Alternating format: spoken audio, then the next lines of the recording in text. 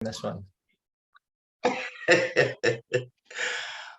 All right, so I am just going to get started here and welcome everybody. There's people that are still going to be coming in and I will let them in as they arrive. But good morning and welcome to the final session of our broadband boot camp on funding opportunities. And today, facilitating for us today is Nick Batista, who is the Chief Policy Officer with the Island Institute. And sorry. We're also joined by Rob Fry, who's with the USDA Rural Development, Peggy Schaefer, the Executive Director of Connect Maine. We are also joined by Jen Peters, Director of Community Development with Sunrise County Economic Council. And unfortunately, Andrea Smith from Northern Border Regional Commission had a conflict today, but she did send me some information that I can relate to you. So with that, Nick, I'm going to hand it over to you. Good. Thank you. Welcome, everybody. I'm excited to be back with you. I'm excited that you've been doing the broadband boot camp. I know in the work that I've done with the Maine Broadband Coalition, as well as the Island Institute, the broadband boot camp that happened in Western Maine has spurred lots of good forward movement and a much, I think, better sense of how to move forward in this process. So hopefully you have a good sense of where things are going from participating in this so far, and who the people are, and how to move your projects forward. Today, I think, we're not coming with bags of money for you today. That's, I know, right? Like we got the bags coming, but there's a lot of money coming, and there's a lot of money in the pipeline. And so we'll talk a little bit about how to go from here to there, and what some of the resources are available, and where and when to be looking to different folks for funding. Bob, it's worth noting, has to leave around 11, so we may start a little bit with him. And I just, as we get into this, I think it's worth acknowledging a couple of things. And so from where I sit at the Island Institute and co-leading the Broadband Coalition and chair the Connect Maine Authority Board, there's a couple of things when it comes to moving from, okay, we recognize that we have challenges with our internet that we need to fix. We need better internet for our communities, to planning to getting a project up and going and built. And I think, community engagement structurally changes the economics of a project, and a provider doesn't need to contact you or work with you to build out infrastructure in your area. You don't have a monopoly on that ability. So if, and we'll pick on Pioneer because they're here and they're generally really good about not doing this. If Pioneer wants to build out in your community, they could just build out in your community. They don't have to ask anybody for permission to do that. They don't have to come ask you. They don't have to come talk to you. It's part of the landscape. So you could be working really hard on a project, and somebody could say, okay, we're just going to go do it over here. That said, community engagement does change the underlying economics of a project, and the providers who are doing this work well in Maine, and the providers who are building out in rural areas, really value community engagement. And so hopefully you've heard that. I think the other thing that is important to keep in mind is, even in rural areas, these projects generate revenue and can usually support paying back a loan. And so that's part of the financial stack for these projects, and part of where we see communities tripping up is they look at the price tag that says, oh, it's $40 million to build out Piscataquis County. Well, yes, that's your initial upfront infrastructure cost, but over time, that project generates revenue and could support paying back a loan of some substantial chunk of that if you borrow on a 20-year time horizon. So it's not like you're just putting that money out and it's gone. And I think we see communities, particularly rural communities that are fiscally conservative, get caught up in that a fair bit. And so I think it helps to be aware of that and be talking about, what can you support with a loan? What do you need the state or federal government to support to make that project financially viable? Where can an ISP, where can other partners help close the gap to get a project done? So that's sort of my initial stage setting here, and we'll start with Bob and then maybe go to Jen and talk about, what is the types of funding and resources your organization provides, maybe a little bit about who you are in this space, and then what are the resources and funding you provide, and what do people need to know about what's coming. So Bob, do you want to talk a little bit about who you are and the role that you play in this? And Sure. I'm work for USDA, the Rural Utility Service. In the field, we're known as Rural Development. Rural Development is a mission area. It's comprised of the housing service, the business service, and the utility service. So I'm part of this telecom division of the utility service. I'm what's known as a general field representative. And I cover full-time New Jersey, New York, and Pennsylvania, but I also cover your prior, we call them GFRs. We love acronyms in the government. And your prior GFR was Tim Brooks. He took a job with National Office, and so I'm covering for him. Probably the way things work for backfilling jobs, it takes a while. So I'm probably going to be with you all for about a year. So it's all good. My job is really three things. It's part outreach, but mostly it's technical. My job is to help anyone who's interested in our programs put in a successful application and get funded and get what you need. And on the opposite end is we do a lot of project management and monitoring. So once you're awarded, I'm attached to your project to make sure it's successful. So I'm the full cycle of technical assistance from application development to close out. And when your system's lit, you're good to go. So that's my primary role. We have several programs. I don't want to just data dump on you, but we'll talk mostly about Reconnect, and then we can touch on distance learning and other stuff if you wish. So my agency was started in the 30s under the Rural Electrification Act. And so we have a very proud history of last mile service. So in the 30s, we brought last mile electricity to every nook and cranny of this country through funding of rural electric cooperatives. I'm sure you have several up in your state. We then did telephones. We formed telephone cooperatives, and we funded rural telephone cooperatives in the 60s, and we brought telephone service last mile. And now we're doing it again. We consider broadband to be utility. Some people don't agree with that. We think it's a utility. And so we're now in the process of trying to bring last mile service to every area that can have it. And the conduit to do that is our Reconnect program.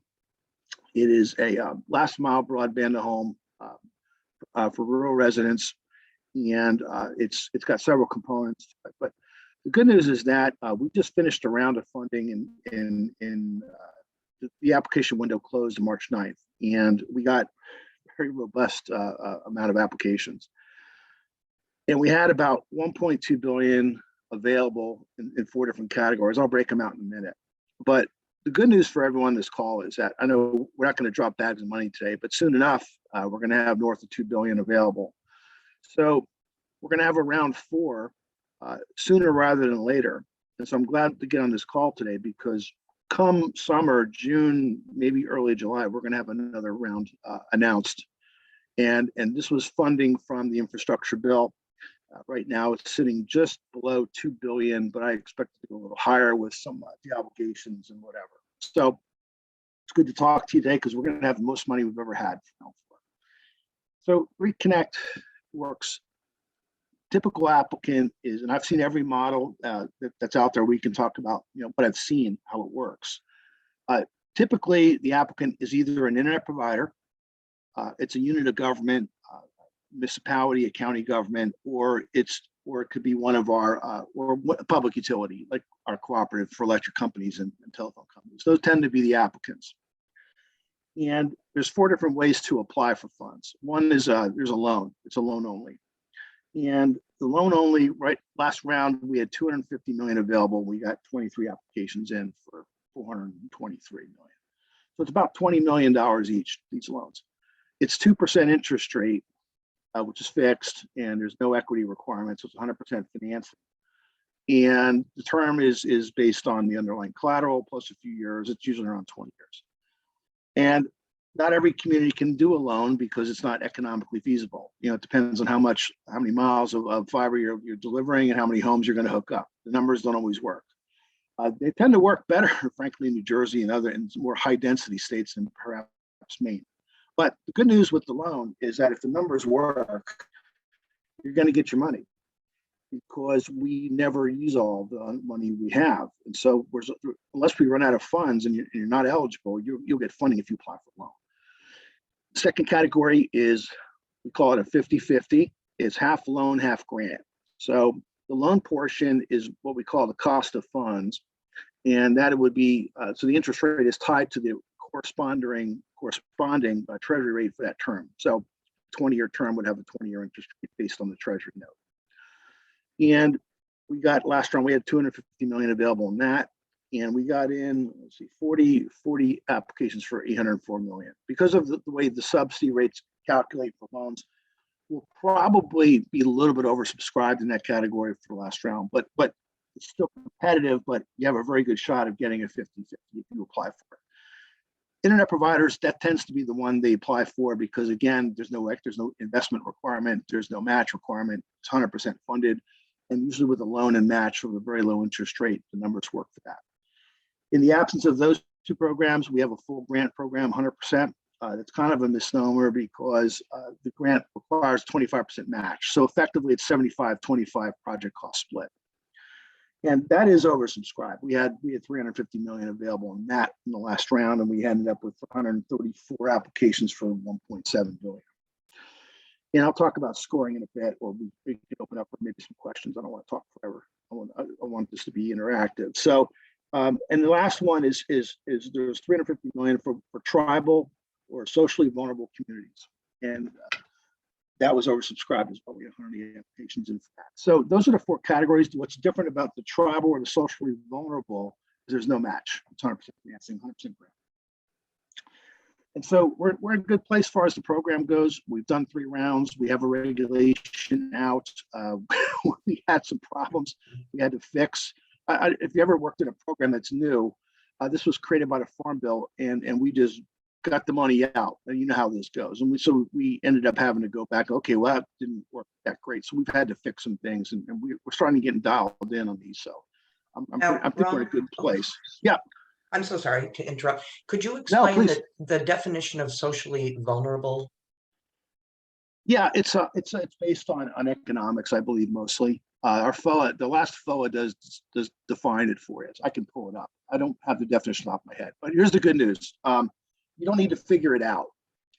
We have a mapping tool. It will go and it will tell you that you're about to draw into a socially vulnerable community. So our mapping tool shows you where they are. And so that's the one thing with our mapping tool is you'll draw if you're going to apply for funds, you're going to draw your service areas. And you're going to define what you're going to be providing. And our mapping tool will show you where it's eligible, where it isn't, where you can go, where you can't. And it also will show you where the social vulnerable communities are, where the tribal lands are. It'll also pull through all the data you need for scoring. Population density from the census, tracts, SAPE data, all the stuff you need to score. So you don't have to do a lot of calculations. It's all done for you. Socially vulnerable is in economics. It's based on poverty. Yeah. I have four additional questions for Good. you that might help people understand whether this is a good fit for their projects.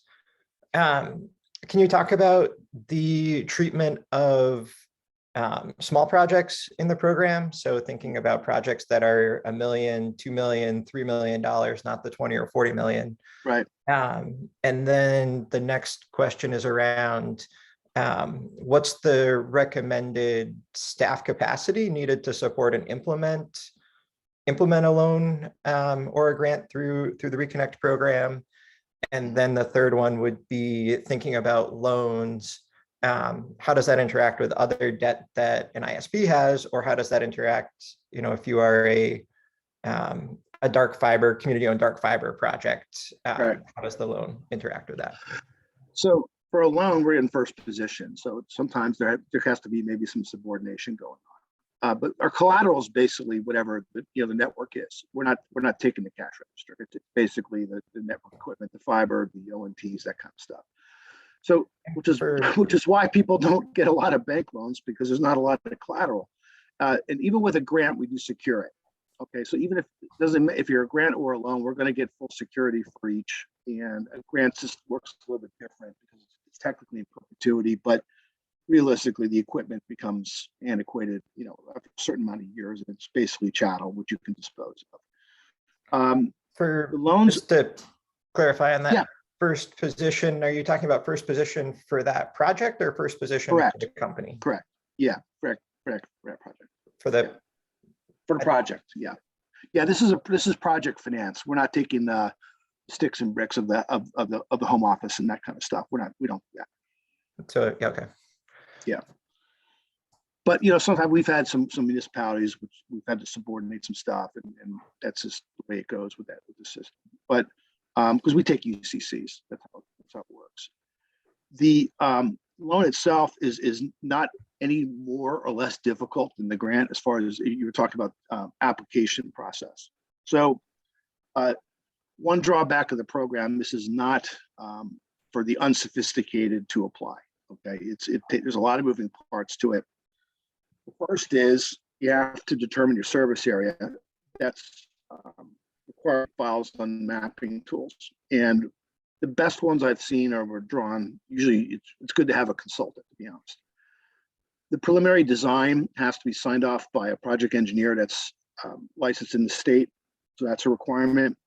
And you have to make a certain amount of, you have to provide historical audits and projections for the system, make sure it's sustainable. There's a lot going on with the application. So as far as staffing needs and whatever, you have to have the capacity to be able to apply. So we had an electric cooperative. They were able to do it themselves. I had an internet provider in Pennsylvania. They were able to do it themselves.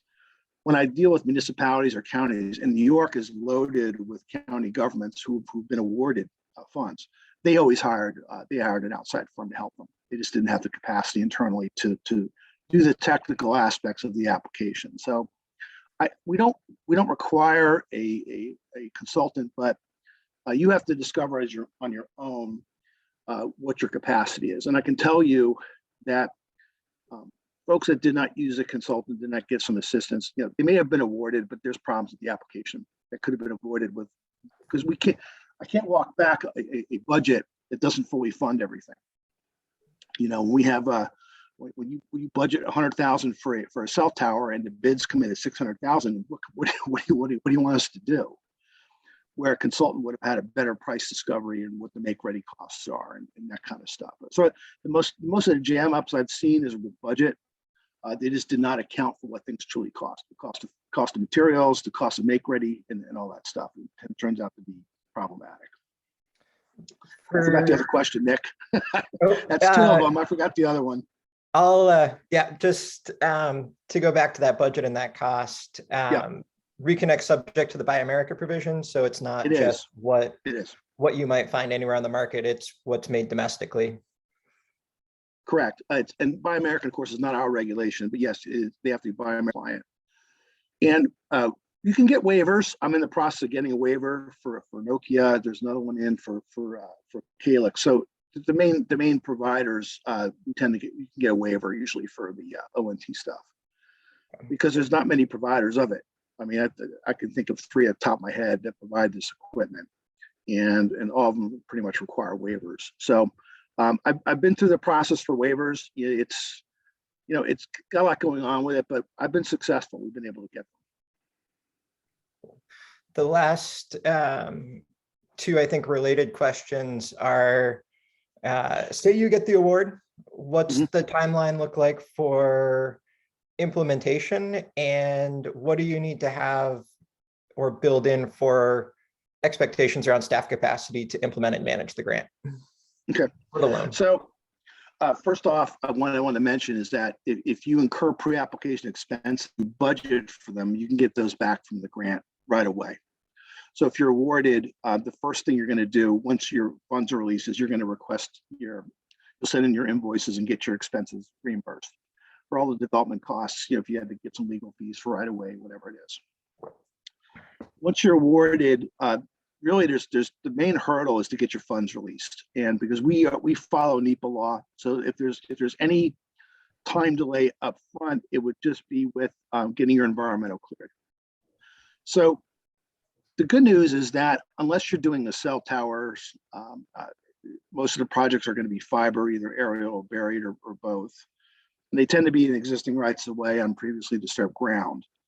And so those end up being a Cat X for the most part. And I've seen them cleared in less than 3 months on average on the projects that I've been awarded, as long as that's the type of project it is. You're hanging on poles or you're burying. Once the funds are released, then it's a matter of going under contracts, right? So you're going to contract for engineering, you're going to contract for your outside plant, you'll start incurring make-ready costs. And so that's where it can be a little time consuming, and you have to develop your plans and specs because you can't bid unless you have plans and specs. All those have to be approved. Someone was asking about, okay, what do you do with lower level projects? So it depends on the size, but if you're under $1 million or for instance, your outside plant's under $1 million, that's a different set of rules. You do not need to send your plans and specs in. We don't need to current contracts. You're free to negotiate, sole source. You don't have to go to bid, that kind of stuff. It's where your contracts are larger, over $1 million. That's where you do have to have some type of competitive, doesn't have to be sealed bid, it has to be some type of competitive bidding process. And so that's the threshold. That's answered someone's question as far as that goes. We have a construction guide, which if anyone's interested in applying, highly recommend you read it. It's for the public. It's not that dry. And it is very descriptive of what we're going to ask you to do once you're awarded. So your eyes are open when you get awarded. But at the high level, we really require that you separate your design and build functions. That's the main thing. If there's one hell no in construction, you have to separate design and build. So in other words, your operator can also be the designer and also the contractor. You got to separate it out. So what tends to happen is you hire an engineering firm to oversee and monitor, and you'll have a separate contract for your outside plant. And you could also have an equipment contract. But if there's a jam up, one thing I've seen is, I'll tell you this, is scope of work changes that can also slow things down, where you go to final design and all of a sudden, oh man, we have to bury here, we have to change our route, we can't put a hut here, we got to move the location. It's all good, it's just here we go, we have to get that approved, and that's just grant management. I mean, any scope of work change has to be approved. So I've seen construction seasons within a year, and I've seen them within 2. It depends on the complexity of the project and all the changes that need to be made and all that. So realistically, from award, I would plan on a construction season the next year. Bob, we have a question in the chat. Can existing projects apply for USDA assistance? Yes. Yes. So we already have awardees. I'll use New York as an example, where they were awarded in round 1 and they're applying for round 3 funds. They're picking up additional areas. And the reason they did it is round 1, our definition of insufficient service was 10-1 for round 1 and round 2. And we went to 100 by 20 or symmetrical for round 3, which opened up, of course, other areas for service. And so a lot of applicants who were awarded in round 1 came back and they're getting additional awards, go to different areas. Yeah, it's absolutely allowed, and it's been. And I have 3 that are applying for different separate funds. It's not a problem. So I think that's very, very helpful. Happy to open it up to questions. I would just say, make sure if you're looking at a federal funding source, you're going in with the eyes wide open on the amount of paperwork, the processes that it takes, the regulations. If you don't live in that world, it can be very daunting, as I know a number of Maine communities have found out. Yeah, one thing I will tell you is that our application deadline was noon on March 9th. I was on the phone. I was on a Teams call with an applicant till 11:56. We were still banging it out for them. And so I pulled in 3 people from national office. We helped them out. So you're not, you have to apply, you're kind of doing, but you're not alone. I can always provide some assistance and get you help if you get jammed up. So last round, there was a lot of that going on. I had hour after hour of helping people. So you're not hung out to dry. It's not that bad. You know, I think you need some technical help, but we do have staff who are dedicated to help you as well. And my job is to help you get an application in and for you to be successful. So just want to point that out too. And that help is very, very much appreciated. I know we had 4 Reconnect awards in the first round, and one of them got turned back into USDA, and the other 3 are still. Yeah. Still, Yeah, I'm inheriting this. I don't know too much about it. Tim kind of gave me the high level issues with them. I'm going to try to unwind these as best I can. But you know, what I've seen personally in the applications that got awarded and there were problems, the application itself was flawed. The design was flawed. The budget was flawed. It was not well thought out. And then you pay for that. We have one county on, you think, oh, well, the county government drew a map in which one side of the street was getting internet and the other side wasn't. But then neither side of the street has internet. And so how do you, as a county government, how do you explain to the other side of the street you're not getting service? And it's because they drew the map poorly. And they did not draw it in a way in which they could bring in all the homes that they should have brought in. And that's when they're fixing it in this application. So it happens. And so the application itself, yeah, you can get awarded, but they're not, if your budget's messed up, it's awarded messed up. I mean, we have to fix it. And that's where most problems happen, is with the budget.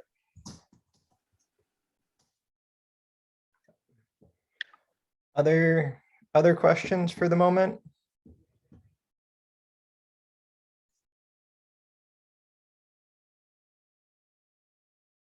Okay.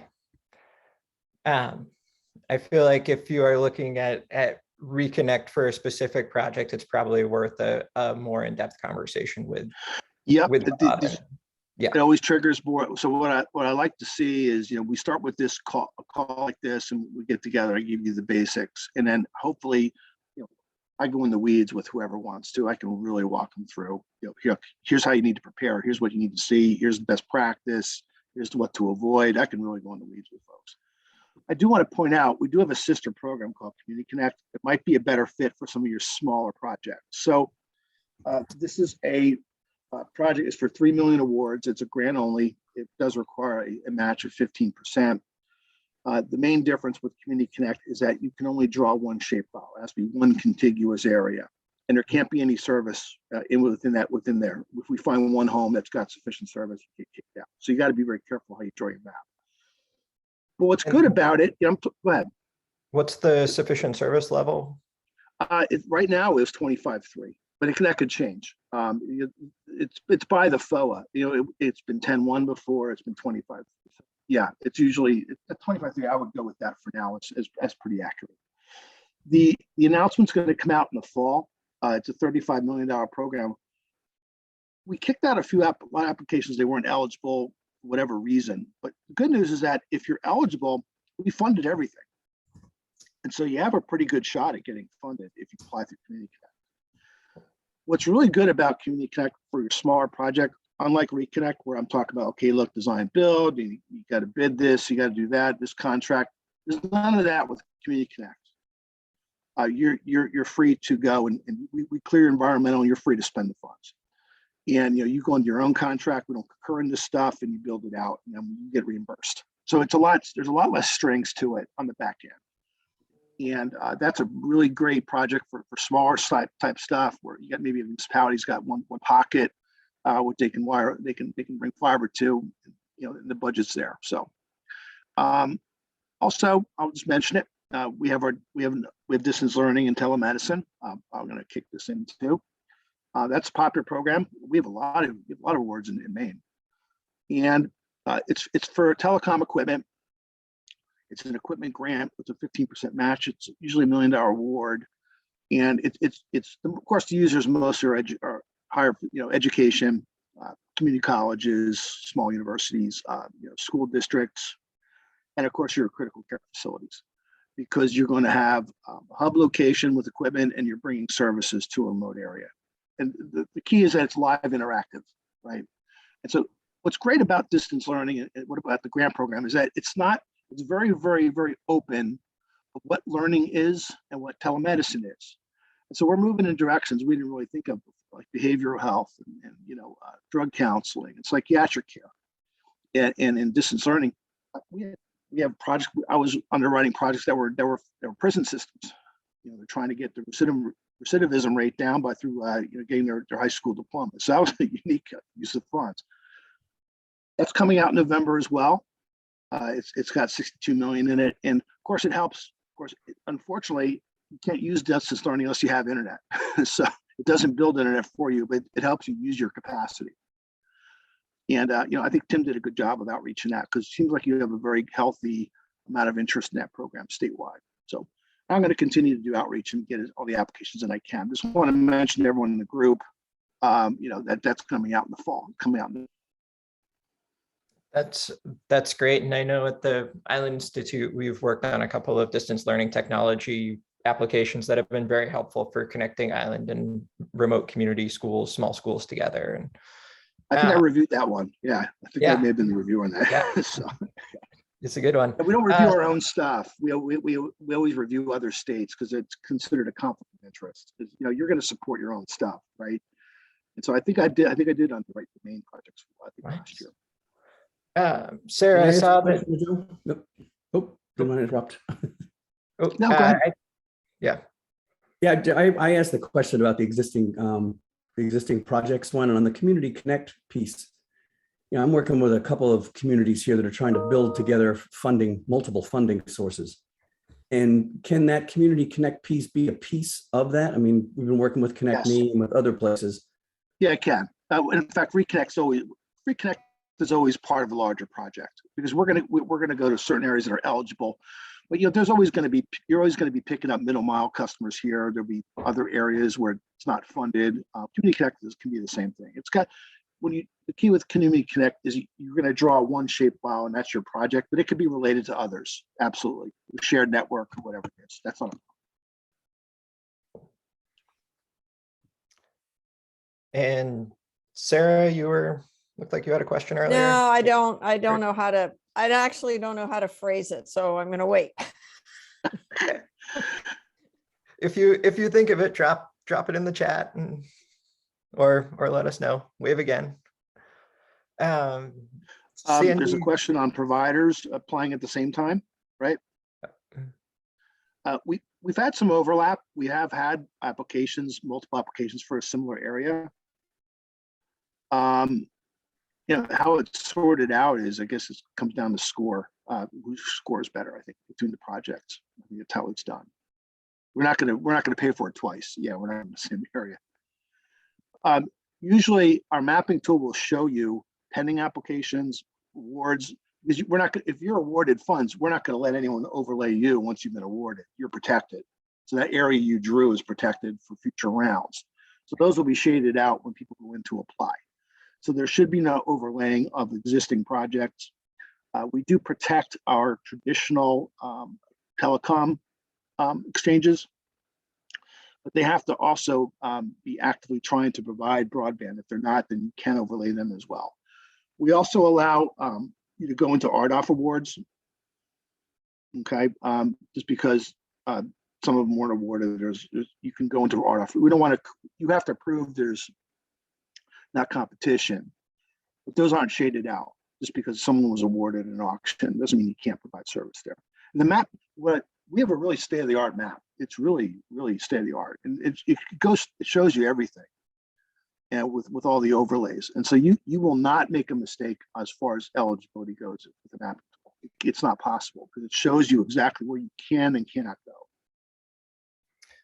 I think that note about the RDOF areas and the FCC funding that is going to those areas is particularly relevant. I know Washington County has a number of areas that receive Starlink for RDOF, and so it's glad to hear that those areas potentially could be eligible.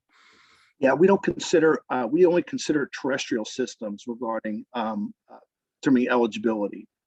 So you could be riddled with satellite providers in an area, and maybe you're lucky and they provide excellent internet. They don't count as far as what we do because they're not terrestrial. So we only base it on systems that are grounded. I Danny? Can do I ask have a my question on that? question. This goes back to the fact that a provider, can be following its strategic business goals to extend its service without working with the community Mhm. per se. And so are there situations, Bob, that you're talking about where a provider might apply for a Reconnect grant separate from a community planning effort that's going on, and that community may also apply for the same area, even though they're not necessarily working together? Did I understand that correctly? Yes, Okay. you could. We have to sort it out as an agency. Okay, who's going to get funded, right? Okay. If we have two competing competition for two areas, we're not going to just choose one. I think it comes down to score, right? And scoring is always about scoring criteria is mostly economics, safe data, and also population density of the drawn areas. That's where the competition comes in. Also, it's not that if it's tribal land, if it's socially vulnerable, there's other point enhancements. So Sarah, it would come down to the scoring on it, right?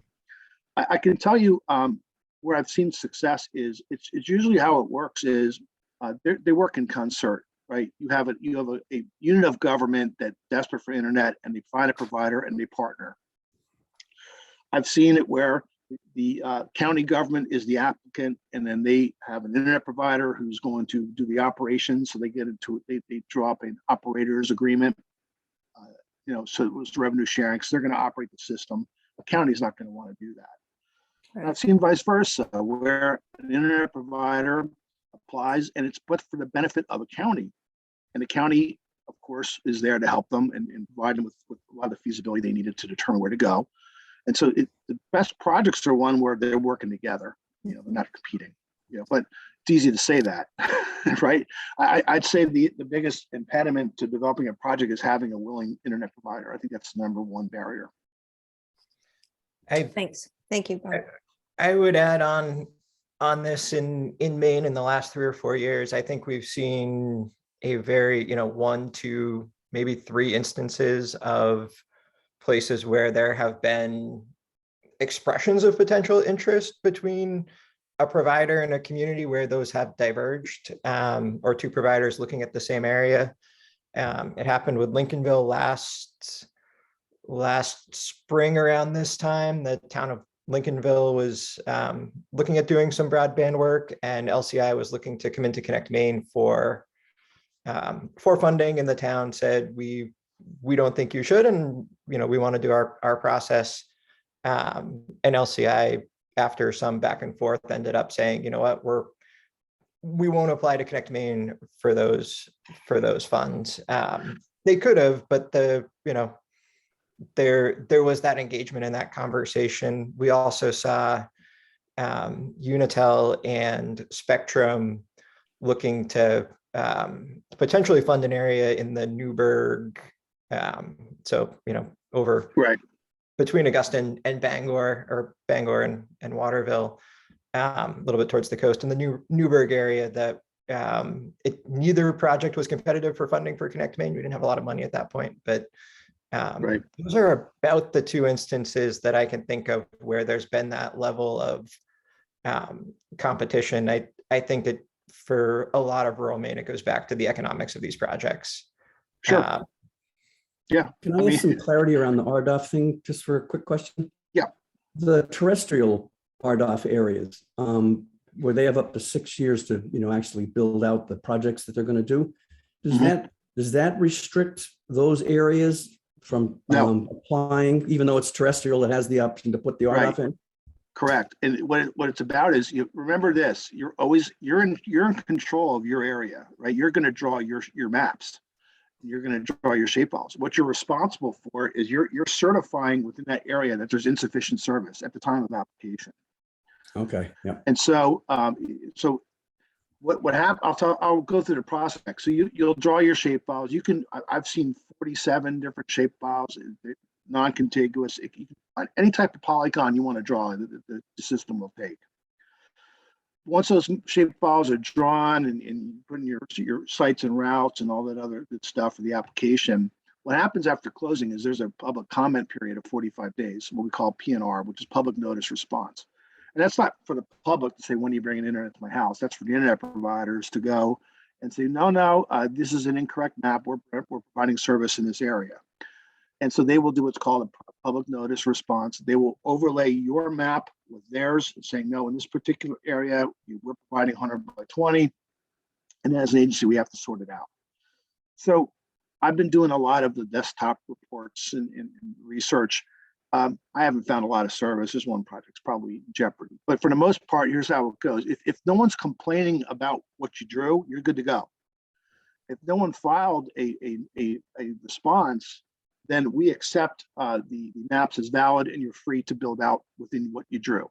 It's only if you have a Spectrum or one of these, Comcast or whoever comes in and says, no, we're providing service, then I have to physically go out and sort it out. But we don't just take their word. They have to provide us with a technician. They got to go on site and they got to show it. They got to show us the speeds right there. So it burdens on them to disprove your claim. I guess that's what I'm trying to say. You're making a claim of insufficient service. So the burden is on the agency to disprove your claim, not for you to prove it. It's a little bit different burden of proof. And so it's a lot harder to overturn one than people think. And that's a really, really important point. Peggy and I were talking about that earlier this morning about the, who has the burden of proof in these cases, and right where Maine has been as a state is very much, once it's unserved, it's on somebody saying, no, actually, I'm going to be building out service there. Yeah, the thing is, it doesn't matter if they intend to do something. We don't care. Either you did it or you didn't. And so one of the things we look at, okay, what's your price points, right? Are you offering tiered pricing at 100 by 20? They tend not to. So who's paying for that? If you're not offering the service and no one's paying for it, then you're not offering it. That's the other thing we look at.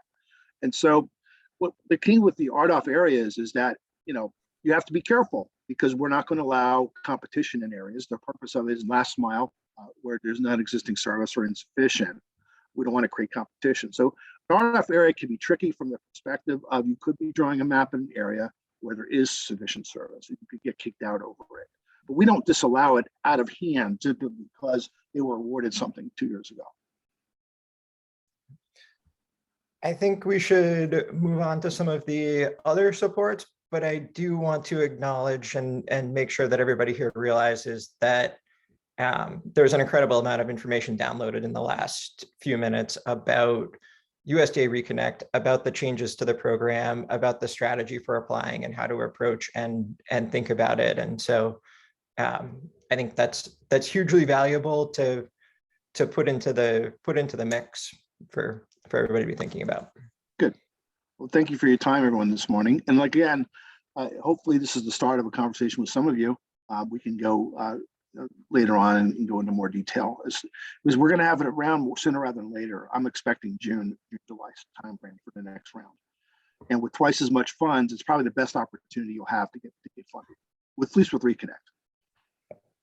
Did you say June, Bob, the next round, or I thought? Yeah, we don't have a hard date, but this is it's an election year. Let's just say it. So yeah. We're trying. They're really pushing us hard to get these round threes. They want them awarded by June 15th. I don't know if we're going to be able to do that. We're going to try as hard as we can as staff to try to meet the goal of June 15th, and they're trying to get the next announcement out on or before the awards are even announced. So they're pushing hard to get the next one out. I will say this, I always say this to people, your program has money when it has money. Until it has money, it does not have money, right? So until we're published and live, we don't have a dime. But there's, of course, we're given $2 billion in the infrastructure. We're going to use it.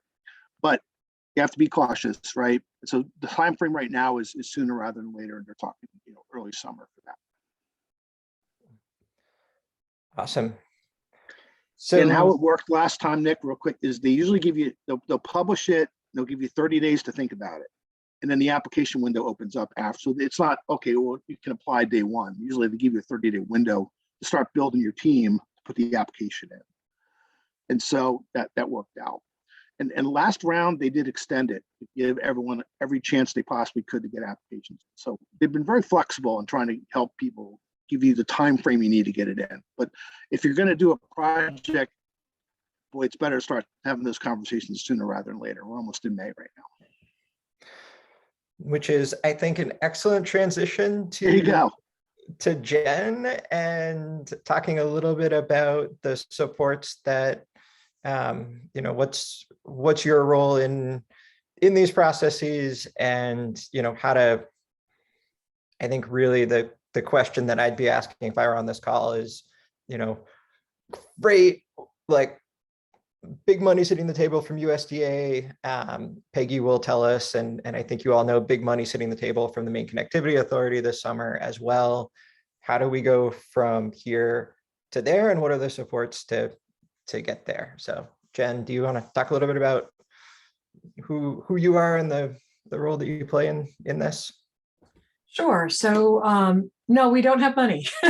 That's, you know, we'll get that right up front. However, thanks to the school foundation, the Maine community, some funders through the Maine Community Foundation, Sunrise County Economic Council is able to offer technical assistance to communities looking for assistance in building out their infrastructure. So I'm the director of community development, and what that means is I'm Elaine's supervisor, and Elaine is the person who will be working with you, helping to fill your broadband needs. You know, so, and you all know her through this process, at least, if not through other ways. So she's very approachable, and I'm sure you have her contact information already. I will run through just a few things.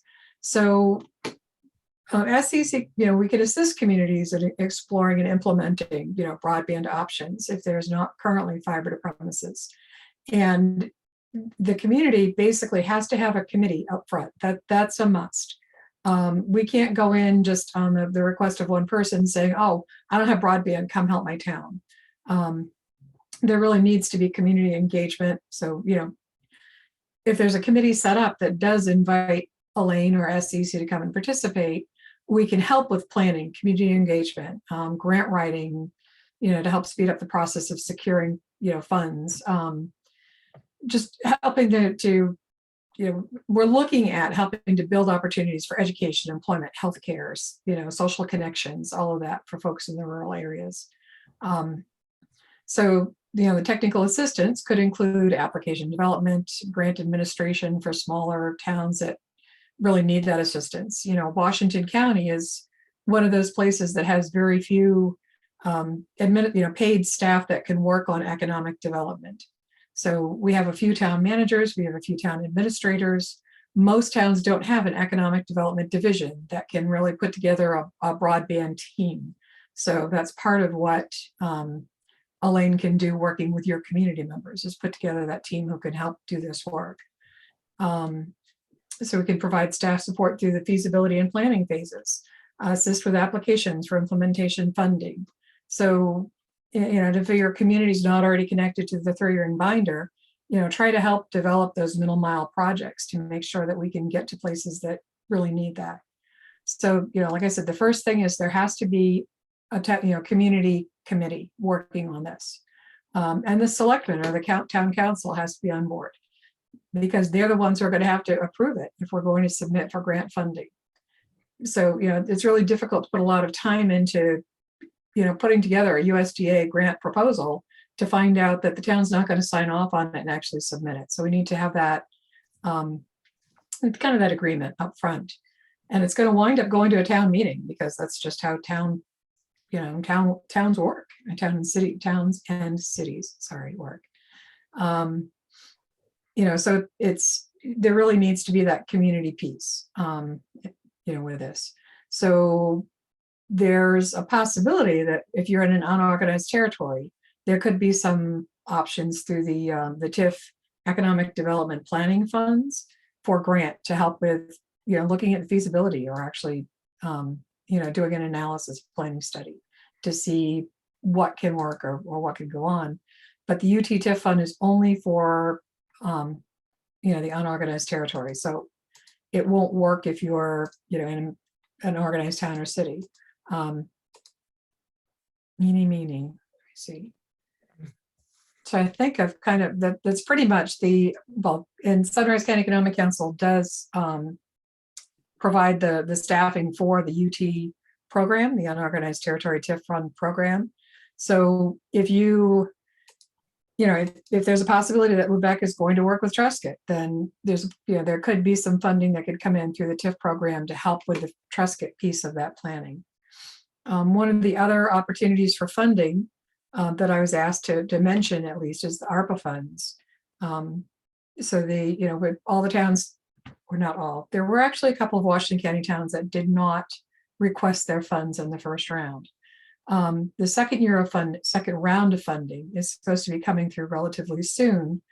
I checked in this morning with Neil Goldberg at the Maine Municipal Association, and he said that as far as he can tell, the non-entitlement units, which means all of Washington County, will receive their funding, their second half, late summer, early fall. So it's going to be a little bit of time before that comes through. And I did find a 2-page, in case you're not sure what ARPA funding can be used for, I found a 2-page guide online that goes through it. Now, broadband is totally acceptable. They are totally good with broadband. So you don't have to worry about whether or not that actually meets the requirements. It does. But if your town is considering, your town or city is considering something else, this 2-page guide can help you figure out whether, what pieces of that fit within the ARPA range. There. So I think I've talked a lot. I'm not sure though. What do you think? And I think that is incredibly helpful. And I think probably starting to pull Peggy into the conversation here too, around like, okay, great. You're all working with community broadband committees, broadband committees in your community. You're doing this work. Town meeting season's coming up. We know that towns, particularly small rural towns in Maine, don't like to spend money on a lot of things. And, conversations about a new plow truck are like contentious sometimes, let alone a new endeavor like a broadband network or supporting funding for that. And I think for me that, one of the things that I hope you get out of today is starting to think about who's going to put the financing for this project together, who's going to own your project. If it's the municipality, are the selectmen ready? You might be ready as a broadband committee to be like, oh yeah, municipally owned dark fiber network is the way to go for us. Are your selectmen ready to take on the everything that is associated with that? There are some great partners in this space who can help you with that work, but fundamentally the selectmen have to be willing to move through the ambiguity of a broadband project, how much it costs, how much the build out is going to cost, be ready to address all of those issues if you're going down that road. Not to say that that's not a insurmountable road to go down. I think there are some great examples in Washington County of communities that have gone down that road. Danny maybe has some, I might put you on the spot here too, to talk a little bit about that at some point. And, Rook Bluffs also went down that road too. But just, keeping that town meeting cycle in mind is really important. And then, the other thing that I would just say to you all as we're in this conversation, the thing that you can do that is really hard for anybody else to do is engage your community. Nobody wants to hear Nick from the Island Institute coming to your community to say you need better broadband. That's I'm not helpful on that front. Your community, your people, what resonates, why broadband is important to you. That community engagement is incredibly valuable as these projects come together. And so there's a tension between moving quickly and moving inclusively, and there's a bunch of money that's going to hit the table. Communities that are engaged and ready are probably better able to find the right partner for their project in whatever form that is. So, Jen, I don't know if there's anything you'd want to add, or we can kick it over to Peggy to talk a little bit more about planning, and maybe Danny can jump in too on some of this. I was just going to ask Elaine if there's anything that I missed.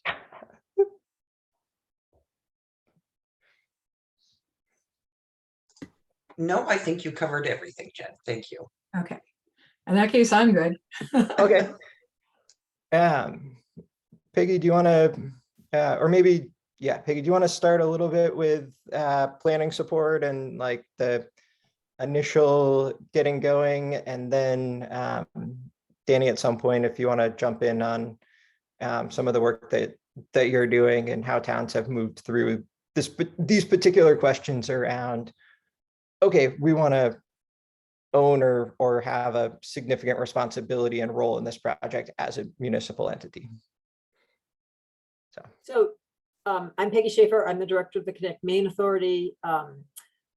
We have been the broadband agency that's been providing broadband support to expand broadband and community planning since about 2007. We haven't had a lot of money up until 2020, about $1 million a year. So we haven't been, we've made great strides. We've made some strides, but not great strides. But we've made a lot of policy moves that have helped us sort of move forward and be ready for potential funding that's coming up. So the planning piece. So we have community planning grants, and in the last year or so, we have changed them again. And so now we have what we call a startup grant, which is a very simple application. It's on our webpage under pre-certification for planning grants. And essentially it's, who are we writing the check to? It's name, address, who's going to be in charge of the project. The contract that we're going to give you for that money is going to have more detail, right? We're going to have some expectations around putting in place a planning committee, maybe some survey work, some stuff that we want to see at the end of this little chunk of money that we're going to give you. But the initial planning grant is intended to be simple and easy to get and really give you a boost to get you going, right? And they're generally $4,000 or $5,000. And we like to see multiple town applications because in broadband, scale matters. And I know that's a hard thing to do in Maine, but it does matter for building this stuff out. And so we really like to see communities begin to think at the very early stages about how they're going to work together. Then after the planning, after the startup grant, we do have another phase, which we used to call phase 2, and now we're just calling it planning grant, which can support all kinds of different activities, right? It can support a feasibility study. It can support expanded community planning. It can support investigation into finance strategies, kind of all of those kinds of things. We don't require a match, but we really like to see one, right? I mean, let's be honest, if you don't have any kind of match, we're going to be a little suspect about your community's engagement in this process, because we're not looking for a lot, right? We're not looking for hundreds of thousands of dollars. We're looking for $5,000-6,000, not much. And to us, a skin in the game is important. So those are the 2 grants that we have for planning grants. The larger planning grants do have the startup grants you can apply at the beginning of every month. So if you want to come in, we try to say within the first week, let us know that you're interested in a startup grant, and we'll get one out to you. And then if you miss that deadline, you can come in the next month. The planning grants are an open grant, so the board has to open up a grant round. I think we did 3 last year. We don't have any right now that we're planning on opening. Mostly because we're in the right smack in the middle of our infrastructure grant. So the capacity is a little limited about what we can add on for the additional work that we're doing, because there's 2 of us. So that's our planning process. We have been and are moving to looking at how we can provide additional support for communities. And we've done that in 2 different ways. One is through the Maine Broadband Coalition, and we have helped fund a number of different projects through the Maine Broadband Coalition. One of them is speed testing. So one of the great things about speed testing is you get you get an idea of who's served and who's unserved in your town. But to me, the really important thing about speed testing is it gives your broadband committee a tangible thing to go out to your community and say, here, do this. And so it's a tangible way to engage people in your community about this conversation about why we need better broadband. And you know, what we found, why we put this in place was because we found that to be sort of a barrier that towns had, right? They were like, we don't know who has it, who doesn't have it. And we were like, okay, well, we can do this. So we put together this speed testing process. It's through the Maine Broadband Coalition. You can go right online right now and do a speed test. And actually the Maine Broadband Coalition is running a school, in partnership with AARP, is running a school contest right now. So schools have a specific link for the test, and the more schools that get people to test through their link now, so that could be anybody in the state, right? It doesn't have to be your school district, it can be anybody in the state that uses that school's link. The school that gets the most tests done will get a grant of $1,500 to help their technology department. So we're trying to push it out. And again, a lot of it is not just data, it's also the engagement piece, the really important piece about how we engage communities. The other things that we've been trying to do, what we are doing through the Maine Broadband Coalition, is the community of practice, which is the people who are engaged in these community planning activities, like Sarah and others meet, I think it's monthly, with other people across the state to learn from other people about what they're doing, where the pitfalls were, can I avoid them, can I learn from them? That kind of shared learning, I think, is a really important piece about the work that we're doing. And the final piece that we're doing is we're supporting a program called Community Boosters. And that is actually a stipend for people to work in counties on these community planning activities. You know, this volunteer work takes a lot of time. And as you know, when you're putting together a feasibility study or anything like that, you're going to hire engineers and their time is valuable and you pay them for it. Well, we kind of think the volunteers who do this work, their time is also valuable, and we need to figure out how to support them in that work. And so that's one of the reasons we and other partners are supporting this Community Boosters project. And we actually have Community Boosters open right now if anybody's interested with the tribal community. So we've Maine Community Foundation has pulled together some foundational funding to do to put Community Boosters in with the tribal communities, and that actually job opening just like popped up last night. So we're really committed to this community planning process and trying to figure out as we go forward how we improve it, how we enhance it, how we continue to provide more assistance. And two of the things that we've been talking about is one is how we provide assistance for communities that want to become part of a municipal utility district. There's a lot of things you have to do, but a lot of it is similar to what other broadband utility districts are going to do. And so we are in some level of getting ready to put out an RFP to bring in that kind of technical assistance for communities who decide to go that route. And the other thing that we've been talking about that we have moved forward on, but where I'm thinking about it now, is this specific piece about the Reconnect program. Reconnect is, it's federal money. Federal money comes with, I wouldn't call them strings, I would call them heavy ropes with bags of cement. It's very dense and a lot of things to work through. And what we found with our first 3 towns that got the Reconnect grants in the first round is, as Bob pointed out, their budgets were inadequate. And that has caused significant problems for them moving forward. I think it's a lesson learned from us and a lesson learned from USDA about these projects that I think USDA and us are trying to think about for the next rounds, right? And so we've been talking about putting in just somebody to help these 3 communities sort of do the last push to get stuff going and get up on the polls. And part of that might be to be able to provide that same assistance or that same person to help towns, help communities apply for a Reconnect grant. We generally, when we support it in these kind of ways, like this, an assistance, potentially technical assistance for a Reconnect grant, we do this, the board has liked to provide that assistance to communities. So if communities are interested in partnering with somebody, with an internet service provider, that's fine, but we like to provide the money to the community for that support.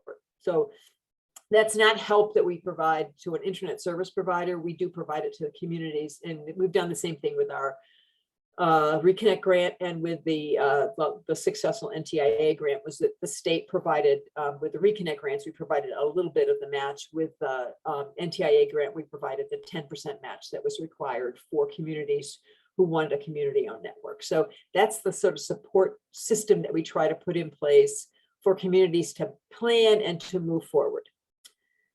Do you want me to keep going, or? I think if we can pause Okay. here, let Danny jump in for briefly on what you're doing, a little bit.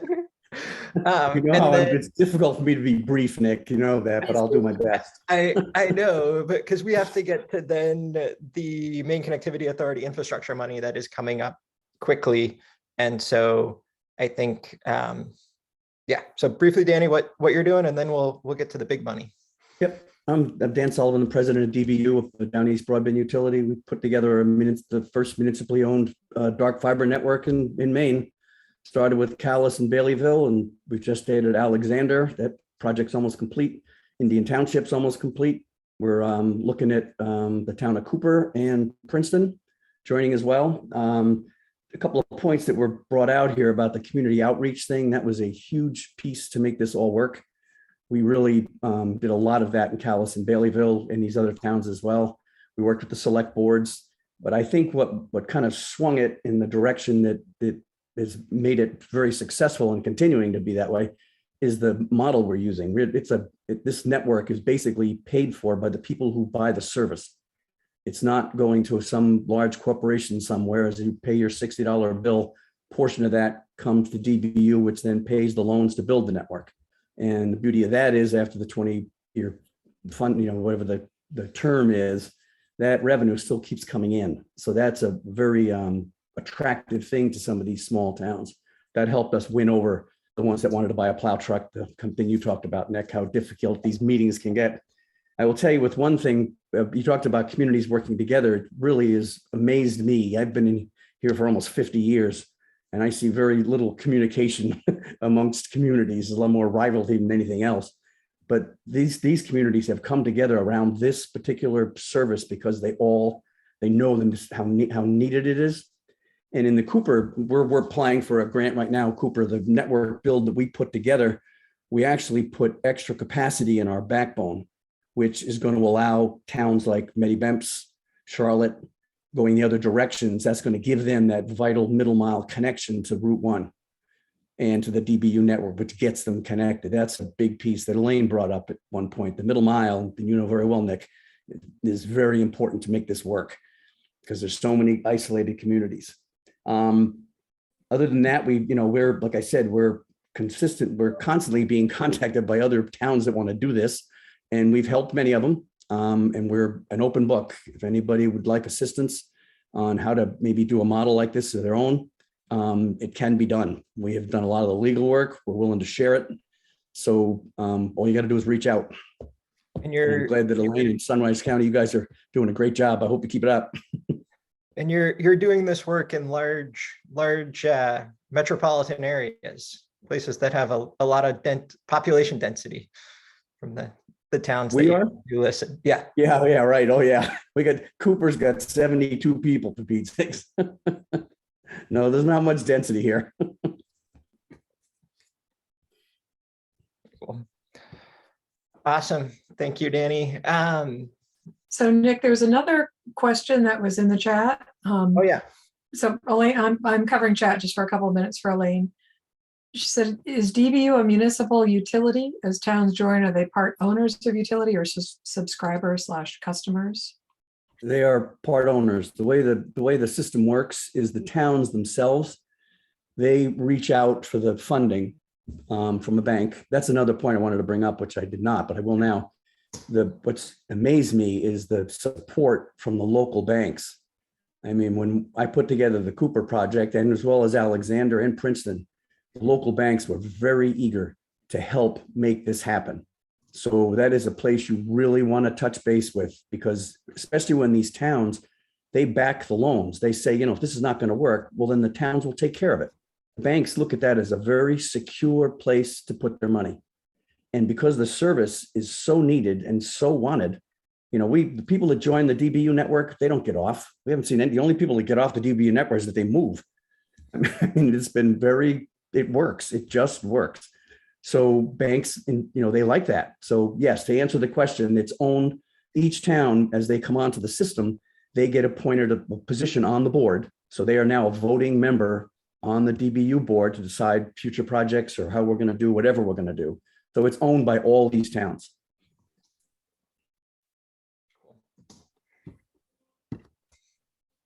Awesome. Thank you. Other quick questions for Danny? I know there's a lot to cover on the infrastructure funding coming too. All right, Peggy. When are you coming with the sacks of money, or when's Andrew coming with the sacks of money? So there's 3 chunks of federal money that Maine is using. The first is the American Rescue Plan, which is also called, because we like acronyms too, the Maine Jobs and Recovery Plan. So the Connectivity Authority has about 21 million of that funding available. This was also part of the American Rescue Plan bill in Congress, was the Capital Projects Fund.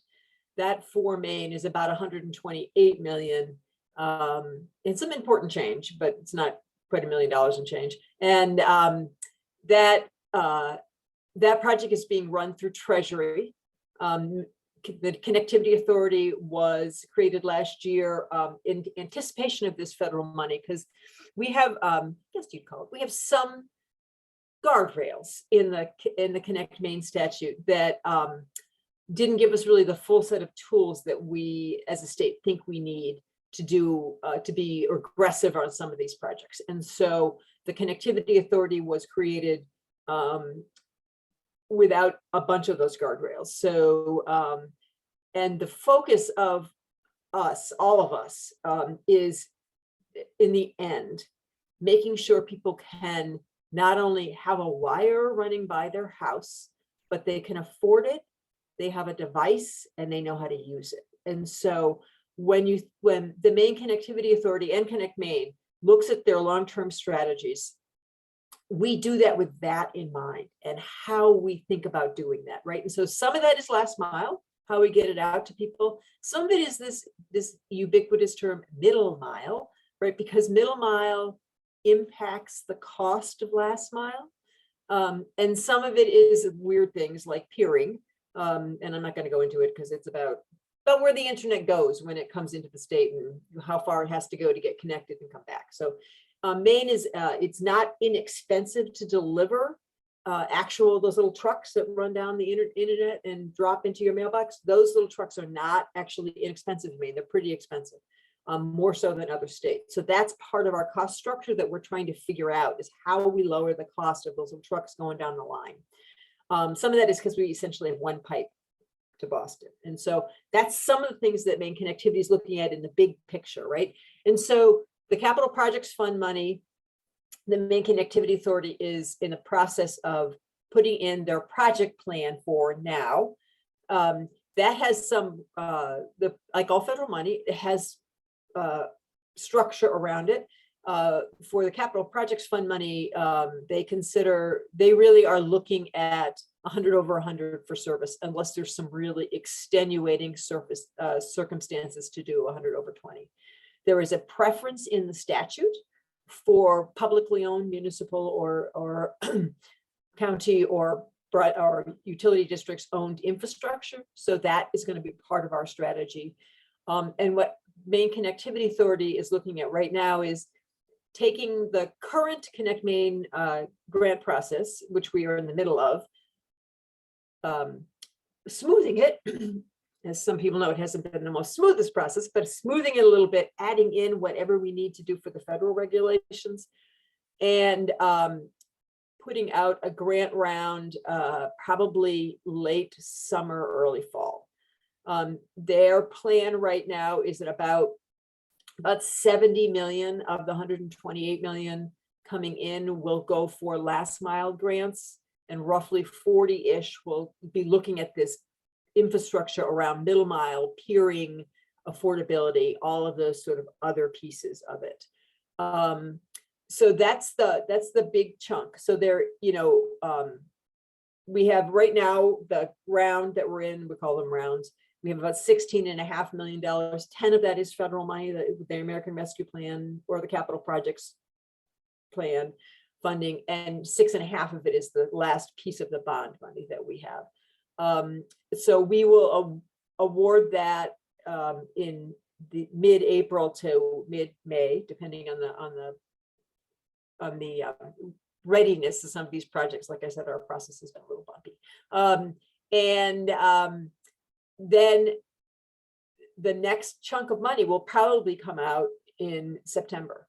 So that, and it will be a lot of money. It'll be more, I mean, every single round that we've done so far, since I took this job, thank God, has been more money than we had the last round, which was really good, right? So this next round will be even more money. And so it's important to get your plans going now. One of the things that we have found with community planning in this state is that without the money on the end, the community plan just sort of, it chugs along. It's time to stop chugging and put a little foot to the pedal and put some gas behind this and really get going, because the money is coming. And I gotta say, there is, we have not yet had 2 people apply for any particular area to build in Maine. I think we've been pretty lucky about that. But this money is inspiring lots of interest from the current internet service providers, from potential service providers. I get probably a couple of emails a day from people who are, they don't do business in Maine, but they're interested in doing business in Maine, and how did they get engaged? And so there's a lot of interest in this. We're going to try our hardest not to build over anybody if the town isn't engaged, right? If we're going to try very hard not to just, if somebody, an internet service provider comes in and circles an area and says, I'm going to build there, we have a process right now in our grant where we essentially require community engagement, just to make sure we're not doing to somebody what they don't want done to them. But that's going to be a pressure, because we really want to make sure that people can get the connection that they want, that we are ready to go with this next chunk of funding. Now, the next chunk of funding, there is more, is from the Infrastructure and Jobs Act, which is, again, federal government loves acronyms. This is called the BEAD money. And that is coming through the National Telecommunications and Information Agency. It will depend how much we get. We know we're going to get at least $100 million. How much we get will depend on the FCC maps, which should be done later this summer. There will be a challenge process for the FCC maps, and we are currently trying to figure out making sure we have good data so that we can, which is one of the other purposes of these speed tests, we can in fact challenge what the FCC and the current providers are saying that they provide for service. So that's an important step that's going to happen over the summer. The FCC will finalize the maps, and then probably everybody is anticipating that the BEAD money will be available to states next spring. We have to put together a plan for that money. We have to put essentially a 5-year plan. So here's the typical federal government, right? Typical. We have to put together a 5-year plan about how we're going to use BEAD money when we don't really know how much money we're going to get, and we don't know what areas that we're going to need to serve. But we need to put a 5-year plan to do that. So that's what we're going to do next summer. So it could be a little bit of fiction writing. We're hoping not.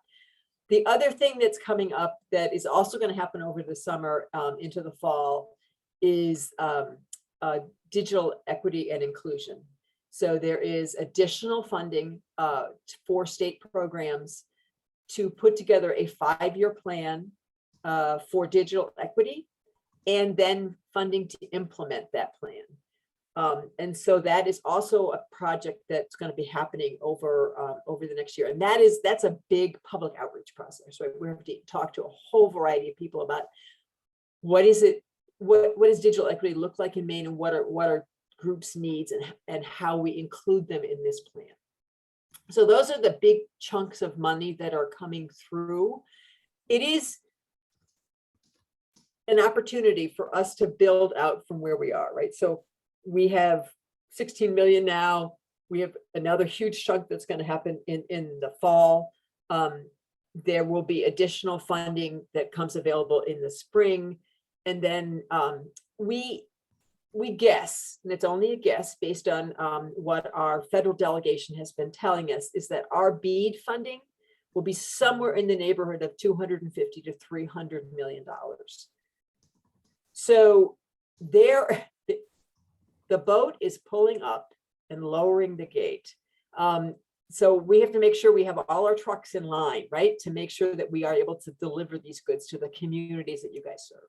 And that is the really important piece that you guys need to be working on right now, is get yourself ready for the first round of capital projects fund money. If that's really hard, there is another round coming next spring. Keep going, keep pushing. Happy to answer any questions the other piece I do want to say, and Danny's right, these systems generate revenue, right? And so it doesn't have to be purely a grant that builds out your network. And, we've always been this way in Maine, which is we try to be, bring in as many funding sources, really stack that capital as much as we can so we can do more projects. And so working with the local banks, I believe DBU got, I think it was a 1.99% loan for their first build. That's about the same interest rate as the USDA is, right? Roughly 2%. Hell of a lot less paperwork. Just saying. And so looking towards your local banks for this kind of support is a really important piece that you should not miss. There is a funding stream here. There is a revenue stream from these projects. And thinking about what part of that needs to be a grant. So you don't have to pay it back because you don't have a revenue stream to pay it back. What piece could be a loan that you can pay back based on the revenue stream? What are the other pieces of that? Community funding, all of those things. Those are part of your process to look through.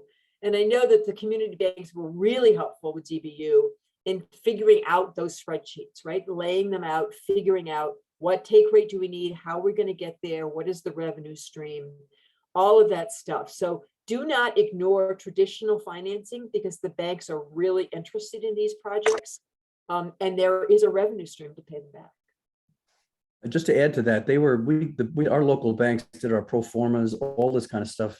They volunteered to take care of this for us. So we had a lot of information that didn't cost us a penny. We got a lot of smart people in the room. And it's amazing what happens when you put a lot of smart people in the same place. We've had Danny and I and Machias Savings presented at a national forum this spring on Community Reinvestment Act. And I got to say, these guys in Machias Savings Bank, they got it. They know what's going on. They really understand the Community Reinvestment Act. They are clear on the mission of their bank around digital inclusion and digital equity and digital connections. And they are an incredibly valuable resource for you guys. And I would add to this conversation that particularly for Washington County, there are people in the state looking to make impact investments, and they don't care as much about what you build for wires. They care about what the benefits that broadband brings to the people that those wires go by. And so they care about making sure that people can access the internet and can use it for achieving some purposes. Different impact investors care about different things, but when we're thinking about what the capital stack for a project in or multiple projects in Washington County looks like, I think impact investors should very much be part of the conversation and very much be, they're probably looking to take a chunk of return from these projects. They're not looking, some of them are investing their own money and saying, I'll feel good if I get a couple of percent back on my money in, 8 years time. And that's a chunk of that capital stack. Others are more philanthropic minded and are looking to, leverage other investments that they're making in the communities or other work that's happening in the communities. And so I think the tricky part is where and how do the people who are working on the financing and the banks and, the people who understand the money side of things come together with the technical expertise that understands what it will take to build these networks, how much it will cost, what the operational revenue looks like, with you as a group of people who are engaging your communities and able to say like, oh yeah, like we're in, we'll sign up for it. There's an article recently in the paper about a project in Georgetown, down near Bath. They had a locally owned LLC. There's some significant wealth in that community. 10 investors got together and said, let's fund this project because we want broadband for our community. The community wants broadband, and the way to get it is for us to own it. They're looking at a small nominal return on that investment potentially. And they did it because of the benefits that it brings to their community. And so it's out there, it's happening. It might be a different model in different places, but it really, as you're looking at it, it's not like, oh, you've got to go to town meeting and ask for the $3 million it will take for your town. It's like, how do you ask for the chunks that are right? And how do we collectively put the projects together in a way that allows them to be funded and move forward quickly? Because And as then Peggy it's said, the other things that the Connectivity Authority is looking at is using the tools they have, which is equity investments and loans and the ability to own the network. And are there areas in the state where they can put together this kind of investment strategy using community input, using impact, social impact, and essentially put an area out to bid and say, we're going to build it. We're going to short-term own it. Maybe somebody else is going to own it, but let's put together a project and put it out to bid and see what we can pull together. I will say one of the, you are part of this county is an opportunity zone. And one of the things that's happened in Colorado is investors in an opportunity zone have looked at this impact investing, right? So what are the health outcomes and what are the reduced costs for those health outcomes as part of their payback for that opportunity zone? So it's a complicated finance model, but there are really smart people out here who are thinking about this and trying to figure it out.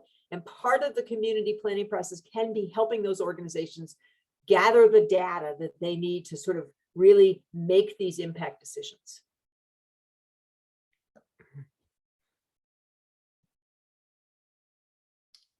questions, thoughts, comments? I would note that Washington County has about 1,200, almost 1,300 speed tests as of today. I would encourage you to get more in, as Peggy said. That will help Connect Maine push back on FCC maps that we expect to be overstating the number of people in Maine who have really good service.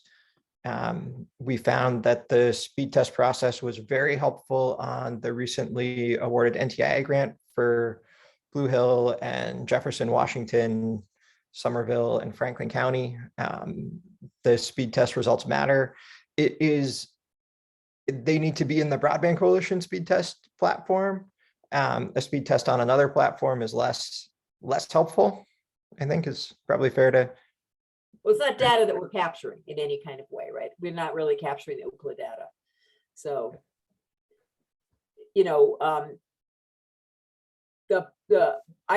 there will be a required, by statute, challenge process with the BEAD funding. Now, in Maine, we always tried to do our challenge process up front.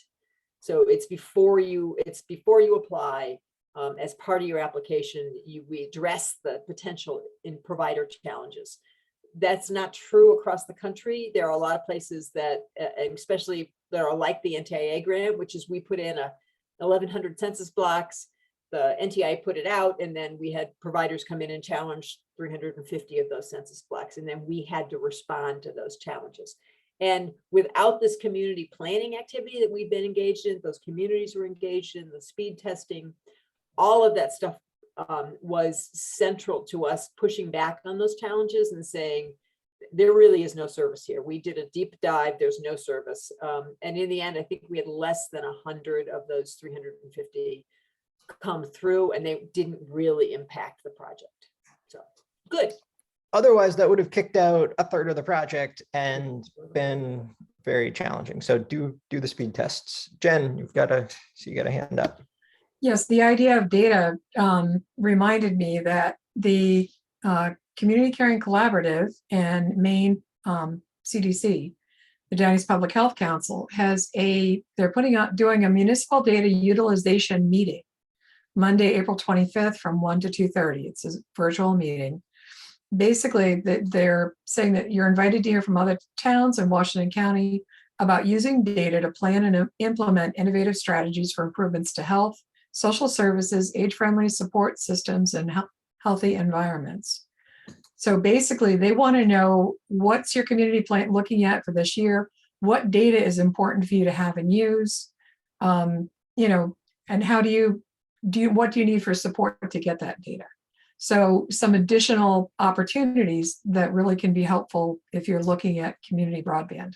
I'm happy to, I don't have a link, but if you go to cccmaine.org and look for their events, you can register for it there, or send me an email. I'll put my email in the chat and I will forward this to you.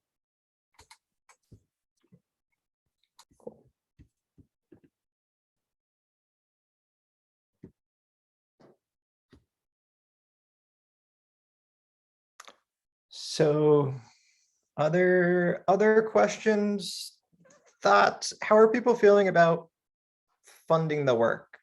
Feel daunting? Feel overwhelming? Yeah, like I see the, I think going back to what we talked a little bit about at the beginning, there's a lot of support out there. There's a lot of people you can lean on. Connect Maine, the connectivity boosters, the Maine Broadband Coalition, the Community of Practice. There are people out there. There are people out there who care deeply about Washington County who maybe aren't in these conversations. And so I think there's an opportunity for projects to happen in Washington County that doesn't exist in other parts of the coast where the Island Institute works. And so I would encourage you to keep going on the community engagement front. All of this depends fundamentally on making sure that when the project's built, community's engaged and people will sign up for service and take service and will use and benefit from that service. We're seeing significant, the industry standard for take rates is 30–40% of the houses that your project passes take service. We're seeing many projects hit that threshold as they are, even before they're built out, because of the very engaged and active communities that are involved. When you start hitting 60–70% take rates on some of these projects, the financials change significantly. And so that's where the magic happens. That's where you make projects that nobody is going to invest in. Nobody is going to build for you. Nobody is going to bring to you. That's where you make that happen. And that's where you make that happen in ways that reduce the amount of public money that need to go into these projects too. I'd like to add something there if it's okay. Yeah. Nick. Also, there's a lot of push now and a lot of misinformation around municipal networks. Yep. there's an active group right now working with the big ISPs that are in the Maine Chamber of Commerce, no less, trying to convince communities that, you know, municipal networks are expensive, they don't work. You know, they're trying to thwart a lot of these efforts. So you've got to be careful and make sure that you pay attention to what's going on and this is the community outreach thing again. Got to educate people about what it is you're thinking of doing and how it is really far superior than what is being presently pushed out there. So you got to be wary. There's some towns that have unfortunately worked into agreements with some of these big ISPs for multiple years that have locked them out because they didn't have the right information in front of them. So it's important, and the Maine Broadband Coalition is a great place to get information to help you through that, as well as connect me and MCA. Is I will there any say that- way, oh, sorry, Peg. No, I would just say that, that it's not all the big ISPs, and not that we have that many in the state, but, CCI has been using a municipal, they're building 36 municipal projects in New Hampshire.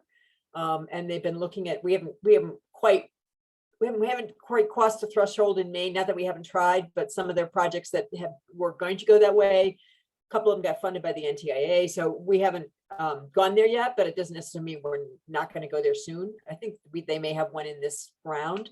So they are actively looking at municipal ownership too, so. And oh, go ahead, Sarah, and then I'll. Yeah, is there Danny, you and I talked about this, and maybe Peggy, you've got it. Are there some really succinct talking points that we can use with town select boards around this friction that's going on between the Maine Chamber of Commerce and the some of the direction that I think MCA is going? Yeah, what It's we're very- what we're trying to say to people is that we have a lot of challenges in Maine and we need every single tool in the toolbox, and municipal ownership is one of those tools. Okay. We're not saying everybody has to do it, but we're saying it is a viable tool for a lot of reasons. And one of the reasons, quite frankly, is that under the Trump tax cuts, all of this federal grant money is likely going to be taxable at 20%.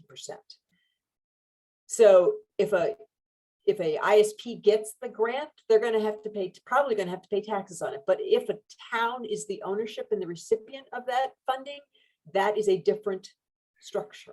And so therefore they will not be paying that 20% tax. So there is this, this is actually, this information about the Trump tax cut is just sort of hitting this universe.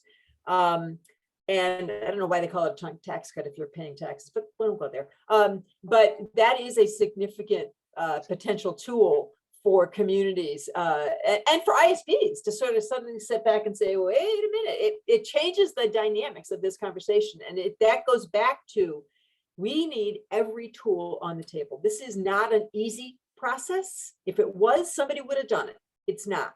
And so we need to make sure that we have every tool on this table, and municipal ownership is one of those tools. The other piece is that, this is a network. We're trying to build networks that are going to last 50 years. And the question is, who should be the steward of that network? Who should be the owner? Who should be the steward of that network? And that's a question that communities should think about, right? If you're going to own your roads for 50 years, who should own them? I know everybody thinks the state should own them because then the state maintains them. Not so much, just saying. But then the municipal ownership is one of those strategies. We'll go to Alex quickly, and then I also have a few thoughts on that. Yeah, I was curious if there are examples of capital stacks that have been successful for this type of project, and maybe mission aligned organizations that would slot in at various levels, like, here's where foundations might fit in, here's where community banks fit in, et cetera. I think we can, so Alex is a staffer at the Island Institute who is in charge of our impact fund work, and doing that. We're very excited to have Alex on board. Happy to let others jump in on that. I think that is a great question in a place where probably it's helpful for us to collectively be sharing more information. This is the time to build one. You know, that is kind of a new approach. I saw this with part of the Roosevelt Institute thing we were involved in a couple of years ago down in Massachusetts, where they talked about multiple funding sources all working together towards the end of a project. So Maine, maybe Peggy or Nick can weigh in on this. I don't know of many examples out there in Maine where that's taken place, but this would be a great time to have one of those models out there. We probably would see an awful lot of support for it.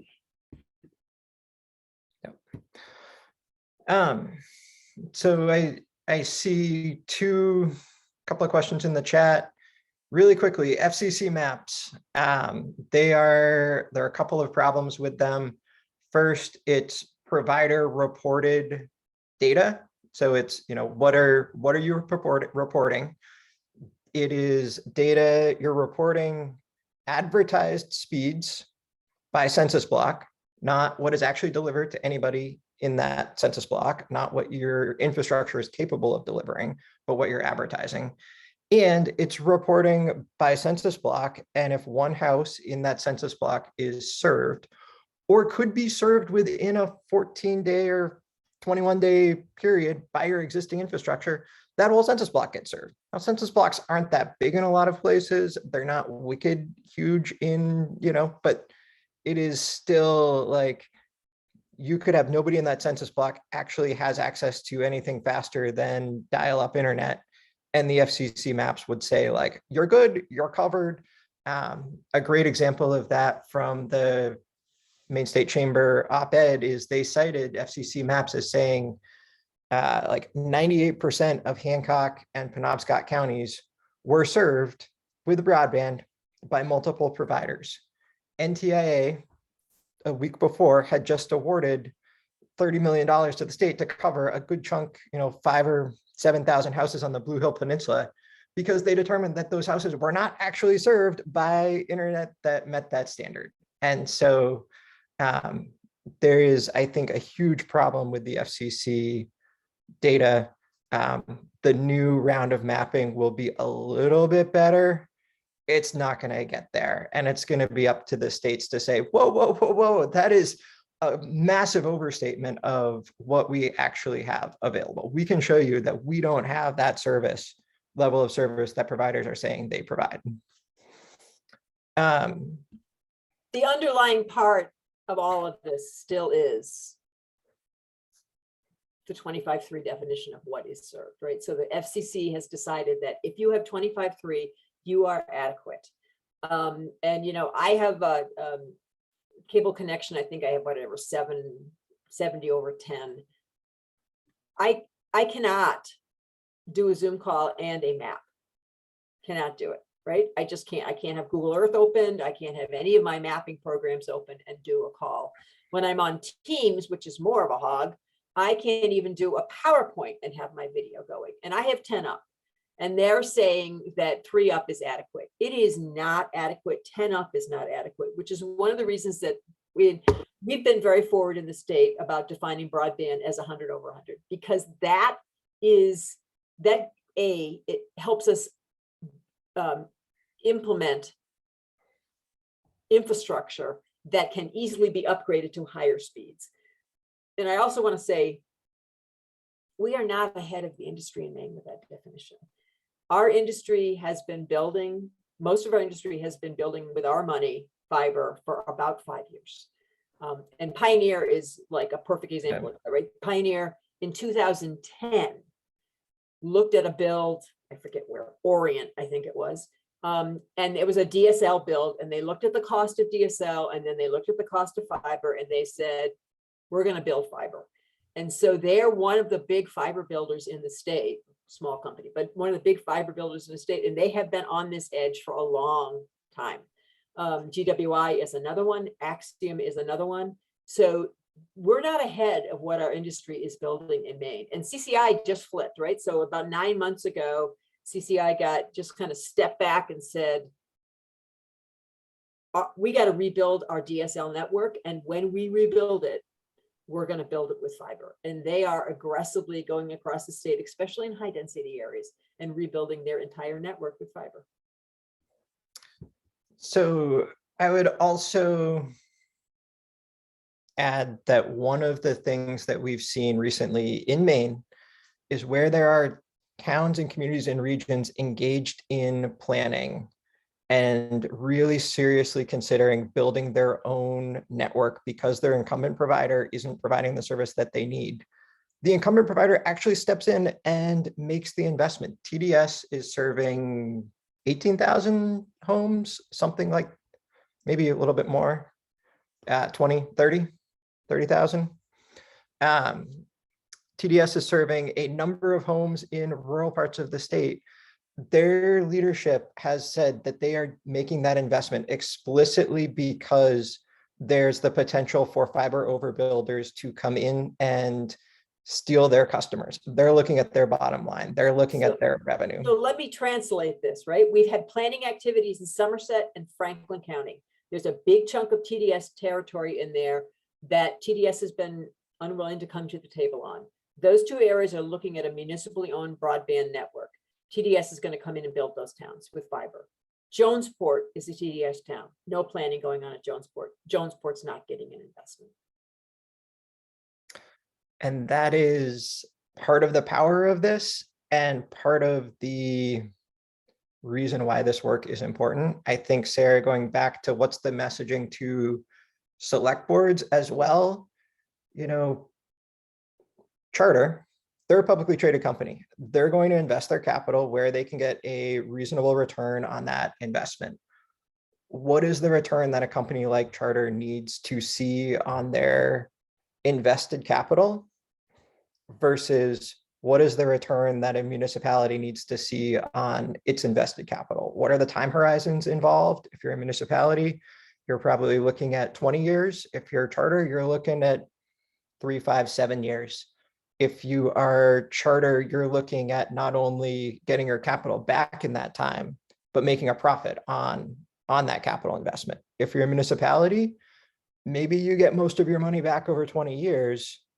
Do you need to make a profit on that as well? Do you need to charge your residents for that profit margin? I think those are conversations that anytime somebody is talking to particularly the larger publicly traded companies, those are the conversations that you need to be having, because they'll say, we got it, we're good. Like, don't do this. Like, we'll do it for you. They're doing it for you because they see a business opportunity there. They see an economic opportunity to further their bottom line. And that they're moving fast, they're moving quickly. They've hired a whole bunch of staff to do outreach to the municipal process, to municipalities. I think it's also worth noting that Charter did not come into Connect Maine for this round of grant funding because of some of the restrictions on the Connect Maine funds, which include Connect Maine money can't be used for projects that have data caps. And so Charter said, we can't abide by that restriction. That's a question to be asking if you're getting into detailed conversations. Are there, what's the future look like? Will you have data caps on this project? Will we be paying for additional data? I think those are very, very important questions. And oftentimes selectmen in small towns are looking at just the bottom line. We could put in some town money, or we could, get it done for free. Getting it done for free, maybe it's good, maybe it's not good. Yeah, welcome to where I live in Robbinston, Maine. Jesus Christ. So, I mean, I think that the data cap is an interesting conversation because the Charter is forbidden by the FCC from putting data caps in place because of the merger between them and Time Warner, right? They're forbidden. Charter is not coming in for grants because we have a prohibition on data caps, which means they're planning on doing data caps at some point. The prohibitions on that merger expire at some point in the next 2027.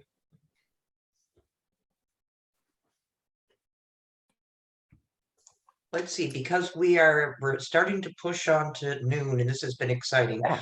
Nick or Alex, did you want to talk about any supports that the Island Institute offers. Oh, yeah, sure. Should mention that. So um, Island Institute, we have a broadband team. Krista Thorpe is leading that work for us right now. I'm sure many of you have run into her. We have community planning grants available. I think as we are continuing to move forward, we're supporting the community of practice. We're supporting this work. Island Institute supporting a connectivity booster in Winter Harbor and Gouldsboro, which is wicked exciting and associated with the school there. I'm very excited about that one. Krista is probably the best person to contact. Kendra Jo Grindle, as many of you know, probably is also a good person to contact. She's been out on maternity leave for the last 3 months and hopefully will be back in the broadband space soon. So we have community planning grants. And then, I think it's just worth saying at the Island Institute, looking across the coast and looking at where there are holes and where there's significant need, we're looking at Washington County as a place where we're willing to spend staff time and resources to move some of these projects forward, in large part for the benefits that broadband brings to the communities, to people. So we're looking at changes in the fishery, changes in economic conditions, changes in social conditions. Broadband is a key enabler from our view for just about anything else that's happening. We know as an organization, we can't be successful if we're trying to work with people who don't have a good internet connection. Particularly, today it's challenging. 3, 4, 5 years from now, it'll be really challenging as an organization. So we're looking at broadband as a pretty strategic enabler for all of our work, and looking at Washington County as a place where we want to be diving in a little bit more deeply and providing support. So That's fantastic, Nick. And so there was in the chat, I think it might have been Debbie who asked, it was about community involvement. How can I find what other towns have used, like newsletters, flyers, web pages, surveys, etc. And so I responded to her, but I wanted to remind everybody that, as Jen said earlier, through generous funding from the Sewell Foundation, that at SCEC, we are helping towns right now. We have live surveys, broadband use and satisfaction surveys going on. We've just spoken with another town the other day about possibly doing one for their town. And so because of this funding, it comes at no cost at all to a community. You just need to reach out to me. I can send you what other communities have been using, or you can tell me what you want and I can design one that better fits your community. So, again, please do reach out. We have examples of flyers that we can send, or we can even help coordinate between direct mailings, door-to-door direct mailings. We can even assist with the coordination of that. So please do reach out. And so on that end, I'll hand it back to Nick to wind this up. cool. Thank you. Elaine, did you say you had NBRC info too? Is that? Yeah. That is correct, and thank you. Okay, so let's see, Northern Border Regional Commission has provided me, and let me just drop that in the chat as so Andrea was not able to attend, Andrea Smith. So let me just, thank you, Jen, for reminding me about that. That's why she's the supervisor and I'm not. And so let's see here. So I asked for some information from Andrea Smith at NBRC, and they do have grant funds available, and they offer both planning and infrastructure grants. And let's see, she says broadband is an eligible category of funding. If the project is broadband planning only, the maximum award is $350,000. If the project includes construction in support of broadband infrastructure, the maximum award is $1 million. And then she says to check out the SEID program manual that's available, and I actually dropped that link in the chat.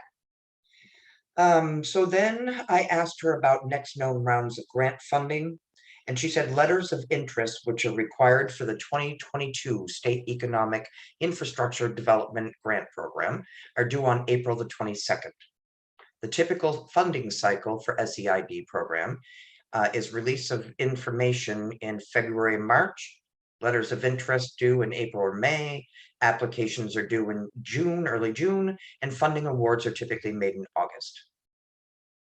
And let's see here, she did say that that if anybody is interested in signing up for NBRC's constant contact list, that you would then receive notice about programs and funding opportunities.